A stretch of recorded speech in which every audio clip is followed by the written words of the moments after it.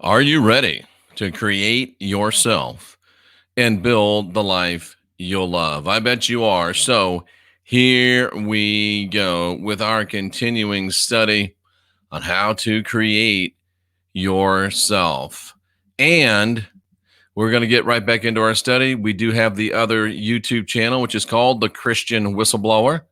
And we invite you to go and subscribe to that channel as well as this one. And we do have our politics channel too, Unindoctrinated Politics, with me, Jeffrey Daugherty.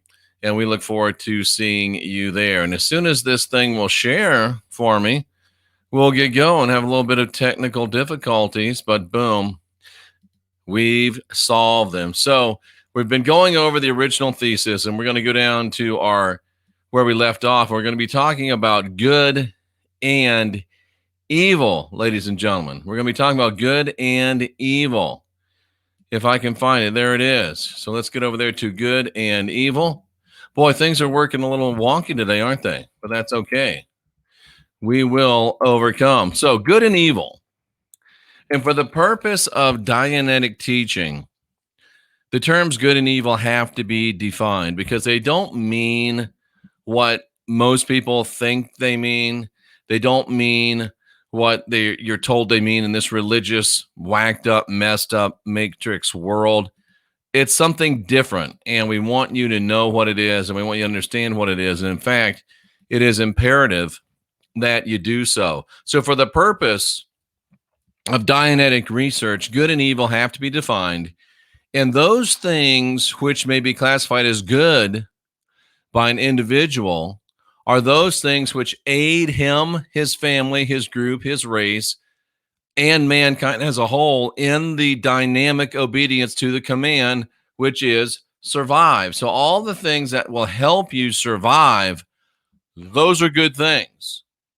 Those are powerful things. Those are beneficial things. If they help you survive, they help your family survive, your group, your race, or if they help life in general survive, then they can be considered good things. Since we're talking about us, if it helps us survive and thrive, if it helps us thrive in the dynamic of survive, which is the most basic dynamic, then we're going to call that good. Now, conversely, evil are the things that limit the dynamic thrust of the individual and by extension, family, group, race, or life in general to that dynamic drive. They're also limited by the observation, the observer, and his ability to observe. So anything that really inhibits you from being able to survive, and I will add to that thrive, is evil. Now, you may not be able to observe everything that really is evil, or you may have in your observation identified things as evil that really aren't.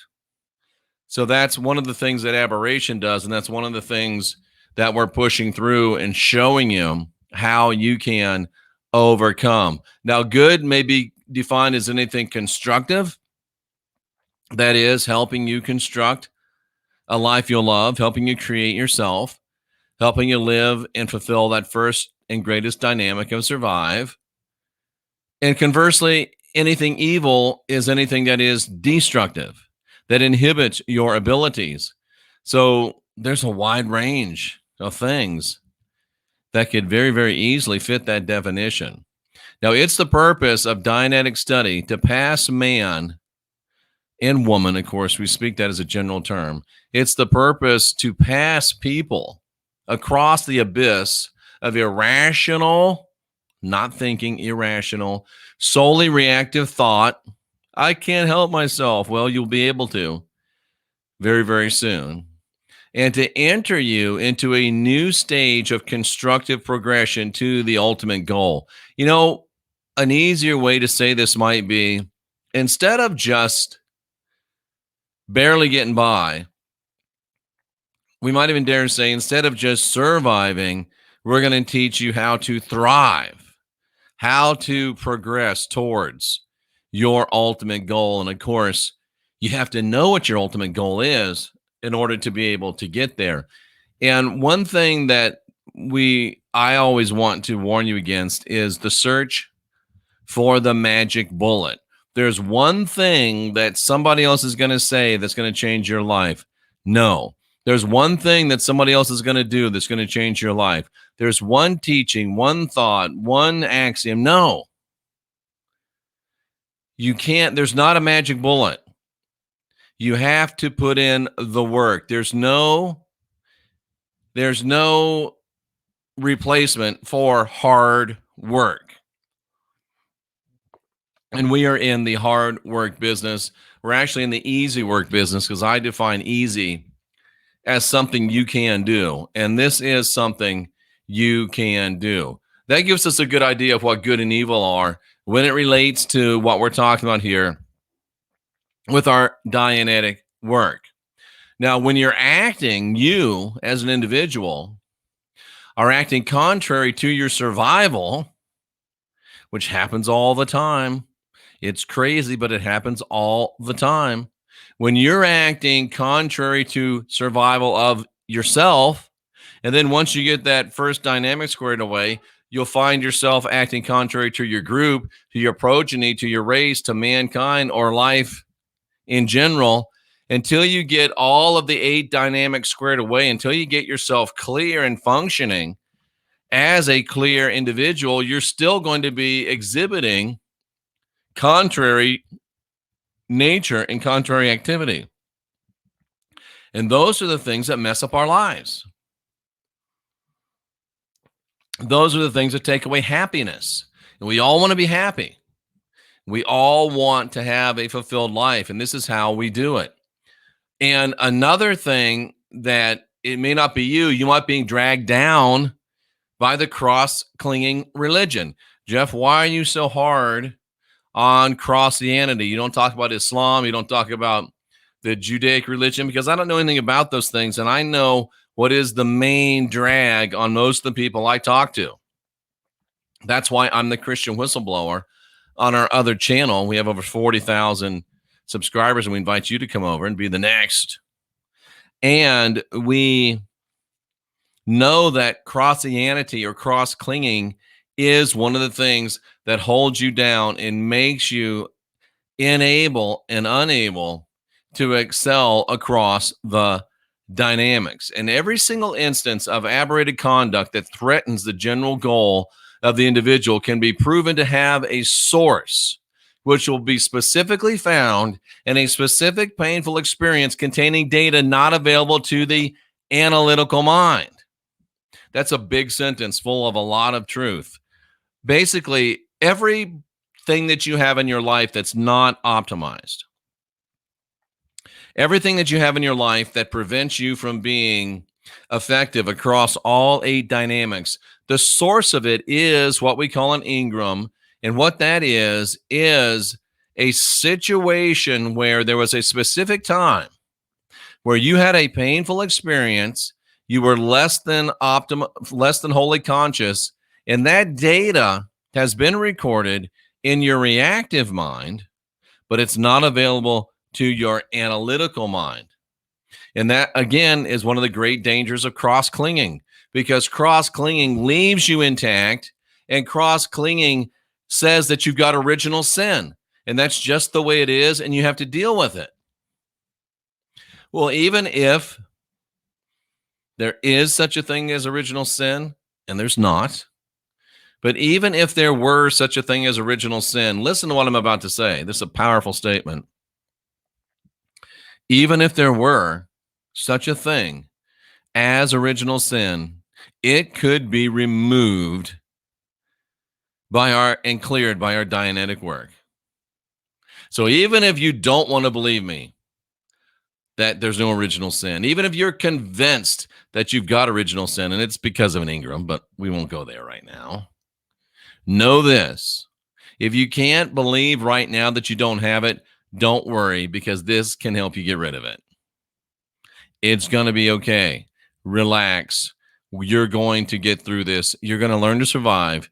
You're going to learn to thrive. You're going to learn to create yourself and build a life that you'll love. Every single instance and every facet of any and all aberrated conduct has the exact causation in a physically painful error, which was introduced during a moment of an absence of analytical power. That's what I just talked about. You weren't fully conscious. In the physio-animal mind, that's your monkey brain, your reptilian brain, that fight or flight. That has a specific method of thinking that's entirely reactive. Rats, cats, dogs, you can see them just react to things without thinking, and you do the same thing. It is a fully conscious mind, and its consciousness is always there. Ever since you were able to receive stimuli, ever since you had the organic mental facility, when you had enough brain cells that you could receive stimuli, they've all been recorded from then till now. And they'll all be recorded until you pass from this life. And depending on what you want to do and where you want to go, because by the time we're finished with you, you'll be free. You may take those into your next life. I wouldn't really necessarily recommend it, but maybe you want to. But what we're here to do is go to the times when this snake brain, monkey brain has been creating information that's not accessible to our higher mind, and we want to access it with the higher mind and deal with it so our behavior around it is no longer reactive, reactionary, reflexive. But we can get it, understand it, remove it, and then we are back in charge again with our analytical mind, our thinking mind. And the term consciousness really just means to have an awareness of now. And the reactive mind never ceases to be aware of now, and it records the successive instances of now in their composite makeup on what we call a time track or a life track. And it connects memory in an orderly chain. Cessation of life when you die alone will discontinue this recording and these perceptions being laid down on that track. The reactive mind is not affected by the unconsciousness of the analytical mind, but the analytical mind is heavily affected by the consciousness of the reactive mind. In fact, all the things that you do that you don't know why you do, you remember in the Bible, the AHAC, I call it, because it has a powerful charge, that word, that's why I don't like to use it. But in that book, the false apostle Paul, of course, they were all false because they didn't live. He said, I believe it was in the book of Romans, he talks about the good that I would do, I don't do, but the evil that I do, that is what I do. Oh, wretched man that I am, who delivered me from this body of sin. Me, this work can deliver you, wretched man, wretched woman, from the body of sin. You don't need a sky daddy. You don't need a celestial fairy. You can set yourself free. You can set yourself free if you have the guts to face and to deal with and to sort your life track. And we're going to show you how to do that. And we'll probably end up offering you the opportunity to get some help doing it along the way. Again, you can find me at The Christian Whistleblower. You can find me at Unindoctrinated Politically. And you can find us here at Create Yourself. We're trying to build a great series of sites that can help you unindoctrinate yourself across the entire human experience, because we're here to help you create yourself and to help you build a life that you'll love. Until next time, I'm Jeffrey Daugherty, saluting you for being here, seeking after truth, and reminding you, you are the last generation of real humans, and now's the time to create yourself and build the life that you'll love.